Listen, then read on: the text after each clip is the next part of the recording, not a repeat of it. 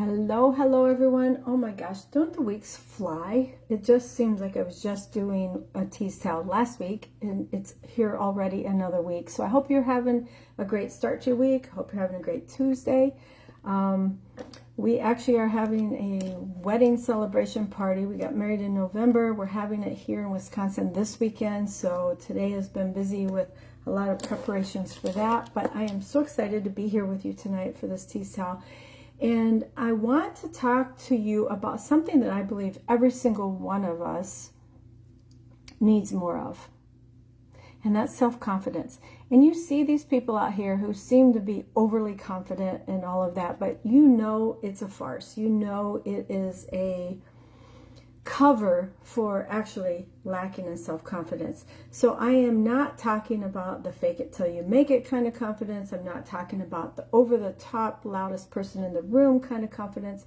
I am talking about that deep, grounded confidence that helps you get through any situation and say, I don't know how this will go, but I trust myself enough to try. That's the kind of confidence we all need, my friends. So let me talk about busting a myth. People think that people are born with confidence, that there's just some people who have it and some people who don't. Confidence, though, isn't born. It's through experience. And I am a living testimony to that. Step by step, one brave decision at a time, you can build confidence. So if you feel like you don't have it in you, if you have any kind of drive, you have it in you. You can build that confidence because confidence lives outside of your comfort zone. The only way you can develop it is to get uncomfortable. And let's be honest, discomfort isn't something most of us sign up for willingly. It's not something we want to do. We do not want to get out of our comfort zone, especially as we get older. It gets really harder as you get older, especially if you haven't been doing that, to have that courage to step outside the box. I have a quick little story. I just thought of this just now.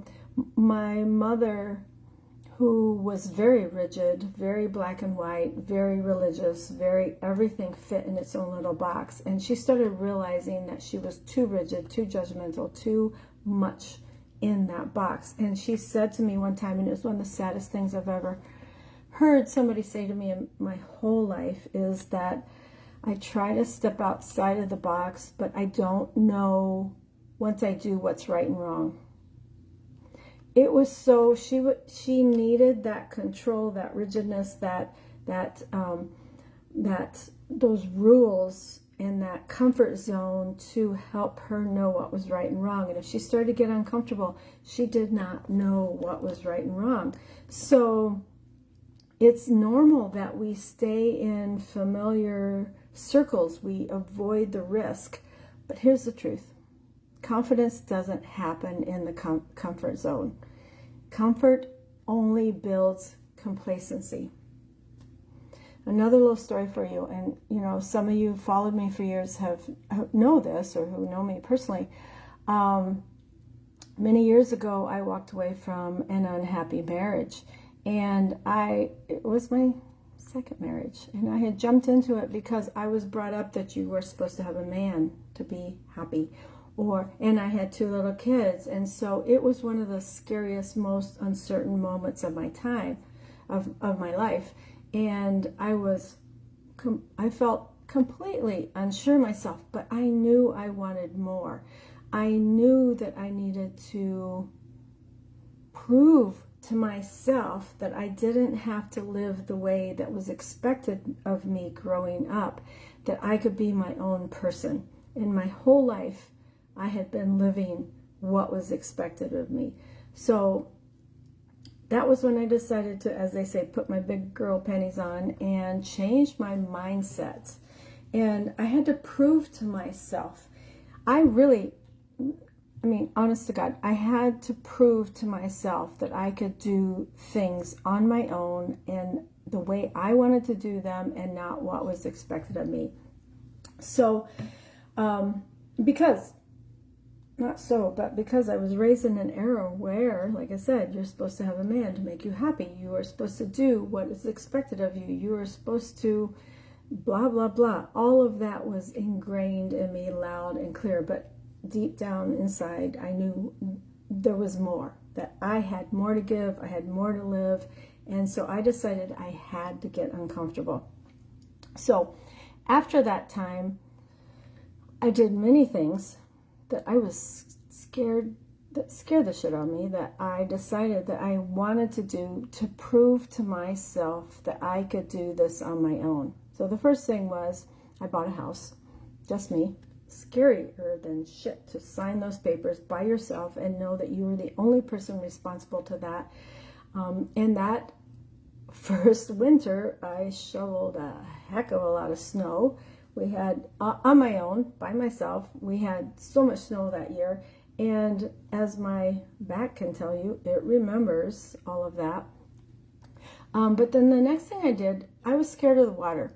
So I took swim lessons when I was young, but I never really learned to swim because my mom had a brother who drowned. So she was always scared of the water. And that was kind of carried over into us. And between being claustrophobic and scared of water, I, for some reason, decided I needed to get certified in scuba.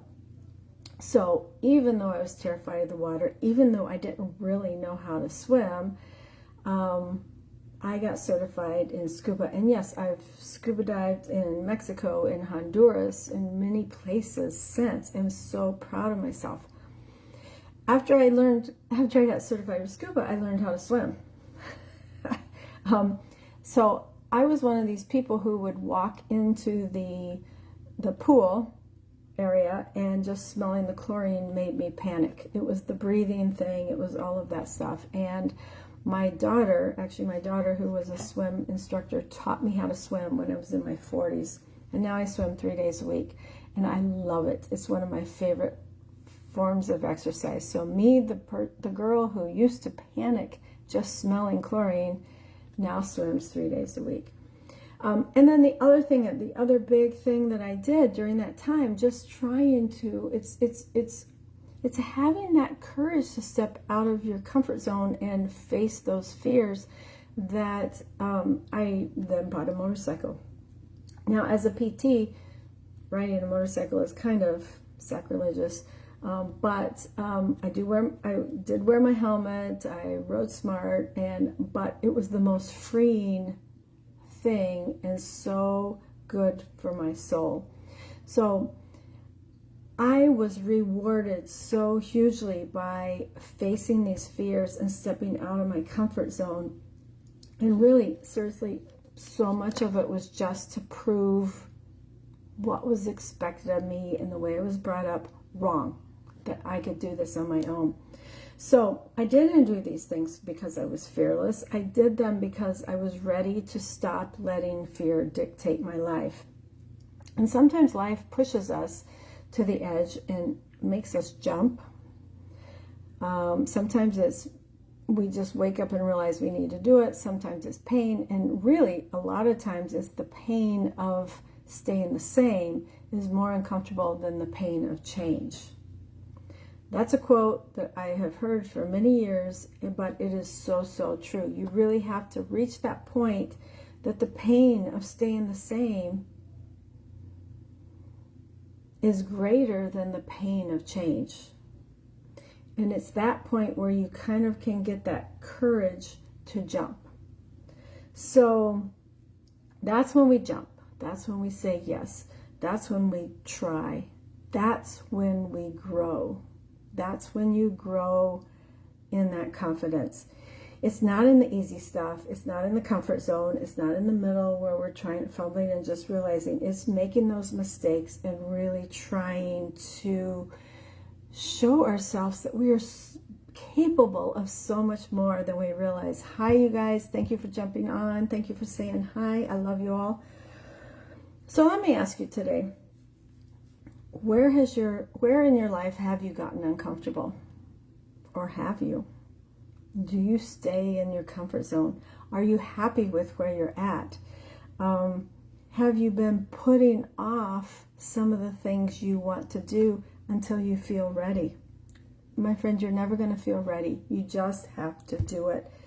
And I want to lovingly remind you, confidence doesn't happen in your comfort zone. Confidence doesn't happen before you take action. You have to take action because that's where confidence comes from. So don't wait till you're fearless to try something new. Don't just do it in spite of the fear. Do it anyway, and then you're going to become more confident. You might fall down, you may fail, but that's where the confidence grows. So if you're sitting here today feeling stuck, uninspired, or maybe even a little lost, I want you to hear this clearly. You can change your story. You can rewrite your life.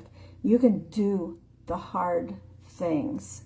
You can do the hard things. Whatever it is, your job, your household situation, your health, your finances, your freedom, you are not stuck. You are not too old. You are never too old, and it's never too late. You need to set your mindset, choose your goals, and make that decision to take that one tiny step forward at a time. I did this at the scariest, most time of my life, but I knew it was that or continue in that same pattern that I had been following. But I want to tell you this. Yes, it is relearning who you are after divorce, finding your new fabulous. It is waiting for you, and it is painful as sometimes those life choices can be. It can be the best thing that has ever happened for you. And we both, Kristen and I both, we are testimonies of that. But you don't have to do it alone. If you're scared or unsure, make sure that you have somebody in your corner. Reach out to me. I am here for you to help you through any of that, to give you encouragement. Seriously, I have been through it, and I would be honored to offer you a little bit of encouragement and help you through this. So let me leave you with this. Confidence doesn't come wrapped in certainty. It comes wrapped in effort, in courage, in doing the things that scare you, but being determined to do it. And once you start building it, it shows up for you in every corner. Every time you take that step, you gain a little more confidence, a little more courage. And don't be afraid of life. Don't be afraid of experience that. Go ahead, get uncomfortable. Take the leap, take that step. Say yes to something that excites you and that terrifies you, because that's where confidence is waiting. And trust me, she's worth finding. Hi, Charlene. Thank you for hopping on. Oh, I love you. I can't wait to see you. Trust me, she's worth finding. Do it for you. Don't sit in a rut. I'm here for you. Reach out for me. Share this with anybody who might need this message today.